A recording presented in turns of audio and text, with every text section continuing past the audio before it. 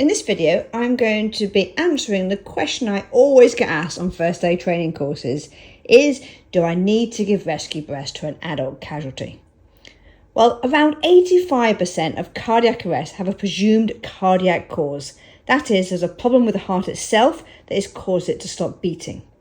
Therefore, in these people, the blood is theoretically full of oxygen when the heart stops. Just pumping the oxygen to the brain will benefit the patient.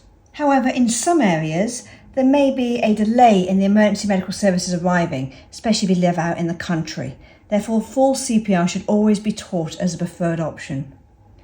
Now, the issue with performing rescue breaths is if you're not trained in doing so, you could be off the chest for too long.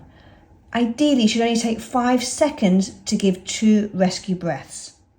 So therefore, if you're not trained in giving rescue breaths, you're always directed by the emergency medical services call operator to perform chest compressions, because we know this will increase the chances of a person's survival rate. Now let's have a look at these studies and show you how much actually rescue breaths and compression only CPR improves a person's survival rate. So the study shows that people who do not receive bystander CPR, they only have a 4% survival rate. But those who receive chest compression only CPR, this is nearly doubled to 7.7% survival rate. And those who receive full CPR, meaning they had rescue breaths as well, they had a 13.6% survival rate. That nearly triples it. So this evidence underpins the resuscitation guidelines that state, if you're trained to do so, after 30 compressions, always give 2 rescue breaths.